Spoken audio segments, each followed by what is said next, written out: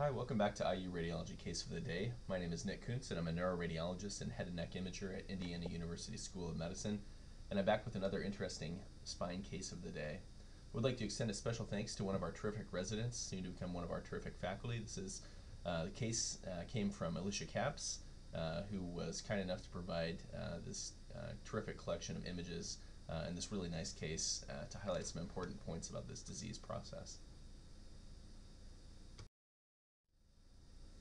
So as always, I would like to first start by stating that all of the educational content found within this presentation has been completely de-identified in order to protect patient privacy.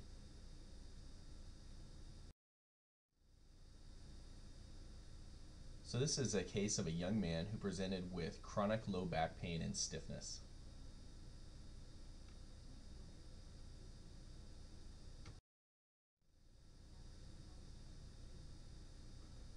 So I've got three images for you to take a look at today.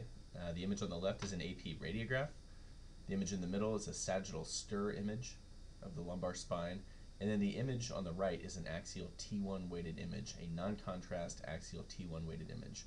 So keep in mind, this was a young adult male, and they've had chronic low back pain and stiffness.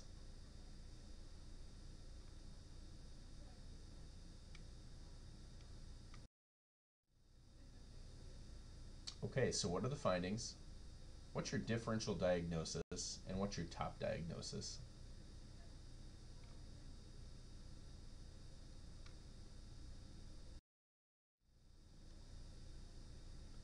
Okay, let's dive into the imaging. So first up, we have our AP radiograph, and you'll notice that this patient has a gentle rotatory levocurvature. It's not really terrible, but they do have a bit of curvature to their lumbar spine. But if you look carefully, you'll see that there's an abnormal appearance of the sacroiliac joints bilaterally. In this case, it involves the right side a little bit more so than the left. And they have this smudgy, irregular, and partially fused appearance. Now when you see that type of appearance, look carefully at the spine. Look at all of the joints and look at the disc capsules themselves. And if you look carefully, especially if you have the ability to magnify the image, which you should when you're reading radiographs, you'll see that there are these very thin vertical marginal syndesmos phytes right along the margin of the disc space at multiple levels. These arrows are pointing at them. The patient went on to have a lumbar spine MRI, and you can see that on the sagittal stir image that it's markedly abnormal. There's multi-level signal abnormality that's found at the anterior corners of the vertebral bodies at virtually every lumbar and actually at the imaged thoracic levels as well. So when we look at this, it's bright on stir. So this is edema-like marrow signal. And it's important to keep in mind where this is located. We see it at the corners of the vertebral bodies anteriorly, right at the disc spaces, just adjacent to the disc space level. And this corresponds with tiny inflammatory erosions, or sometimes referred to as anterior spondylitis. And if you like to name things after people, this has been given the eponym of a Romanus lesion. Now let's take a look at the axial T1 weighted image. And I included this because it nicely illustrates the point that this is not just a disc and SI joint specific disease. There's other things that are involved. And in this case, we can see ankyloses involving facet joints bilaterally. We've lost that nice dark cortical margin. They've been fused across. You can see that there's bright T1 signal intensity sort of spanning across these fused, these ankylosed facet joints. And that's important because this facet joint involvement also contributes to their degree of rigid spine and their immobility issues. So, put it all together, we have the findings on the radiograph, we have the MRI findings. What does your differential diagnosis include? And based upon where it's involving, the specific joints that are involved, what do you think your top diagnosis should be?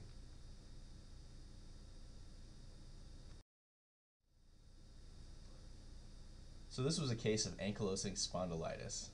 And ankylosing spondylitis is a multi-system inflammatory disorder. It's of unknown etiology. It's classified as one of the seronegative spondyloarthropathies, but it is important to keep in mind that these patients will have a strong predisposition to the HLA-B27 genotype, about 90% of the time. So that's something that patients who the rheumatologists have a very high index of suspicion, they oftentimes will check for that HLA-B27.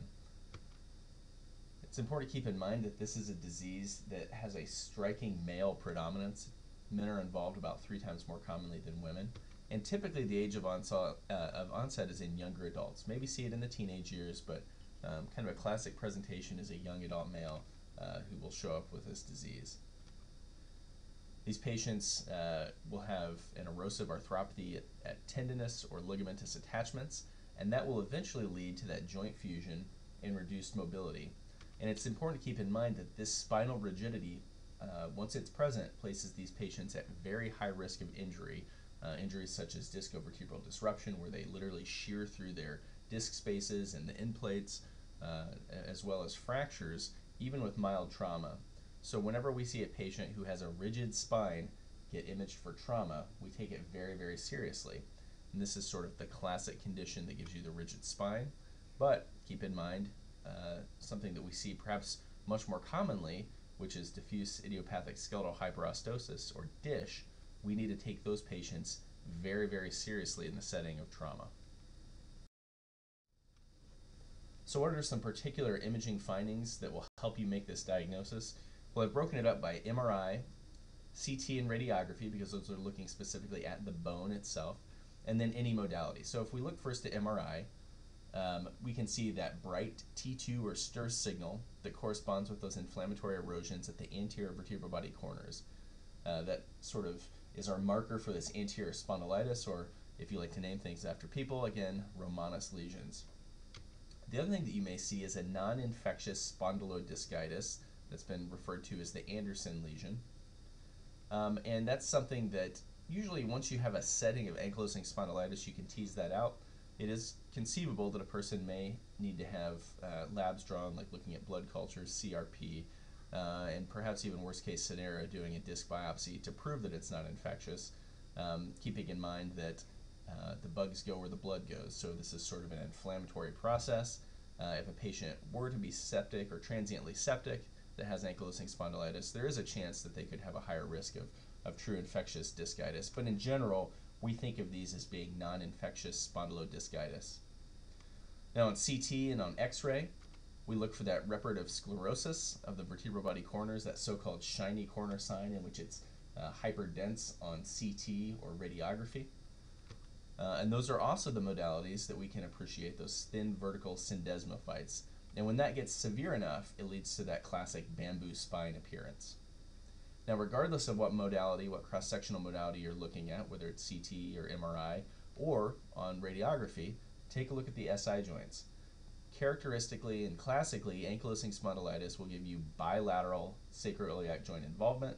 Classically, it's said to be symmetric, although it's sort of a race between the left and the right SI joint as to who's going to develop it first and who's going to progress faster. So it is possible, particularly early on in disease, that you may see SI joint involvement that is asymmetric to one side. In this case, there was some mild asymmetry, but as it progresses, over time it tends to give you symmetric bilateral SI joint involvement, and that starts with sacroiliitis. That gives you sort of early on a widening and irregularity of the joint space. Over time, it will narrow and fuse down. So this is a paper that one of my former fellows, Sean Dotson, and I put together. I think it's been about a year ago now.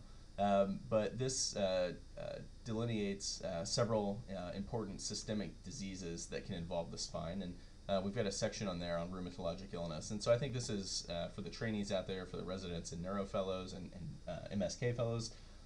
It's worth taking a peek at. Lots of nice images, and we kind of walk you through some of the different spondyloarthropathies and rheumatologic disorders that involve the spine. So it's worth checking out. You can find that in radiology clinics of North America. Okay, so let's wrap this up. This was a case of ankylosing spondylitis, and so the key imaging features that we highlighted in this case would be that we have fusion of the sacroiliac joints bilaterally. Again, it was a little asymmetric. That's okay early on in disease, but over time it tends to involve both in an equal manner. We had multiple thin vertical syndesmophytes, something you'll appreciate by magnifying the images on radiography or looking on CT. And then we also had that edema-like marrow signal intensity at the anterior corner of multiple vertebral bodies without significant disc degeneration, the so-called Romanes lesions. There are some pitfalls to keep in mind. The imaging is suggestive of this diagnosis, but there is a differential diagnosis to at least mull over in your mind, and that would include the big three differentials of psoriatic arthritis, reactive arthritis, and intropathic spondyloarthropathy. Those can have a similar appearance. We may touch on those in a future case of the day, but keep in mind there is a brief differential diagnosis to entertain in these cases. Classically, that SI joint is going to be symmetric, but that's not always the case, particularly early in disease. I think I've made that point a few times, but keep that in mind that it may cause you a little bit of a headache trying to figure out why it is that one side looks like it's worse than the other. It just does that sometimes. And then lastly, I can't stress this enough, dig into the patient's imaging jacket. Look at other joints in their body whenever you're approaching somebody that you think may have rheumatologic disease, because that can give you really a ton of information about trying to figure out what the specific disease is. Look at cross-sectional imaging, look at radiographs, use what's at your disposal. And then lastly, I want to stress, dig into the medical record. I know it can be painful sometimes, but the rheumatologists that are seeing these patients have a really good idea about what they think is going on. They have specific labs that they've checked. Your job is to help put that all together with the imaging findings to come up with your final appropriate differential diagnosis. Again, I'd like to thank our terrific resident Alicia Capps, soon to be faculty here at IU, for helping me put this case together. I would encourage you to follow along with IU Radiology Case of the Day, which you can do on Twitter at NAKuntz, and you can check out our complete collection of IU Radiology Case of the Day materials, which can be found at radtf.iuhealth.org/COTD. Thank you so much.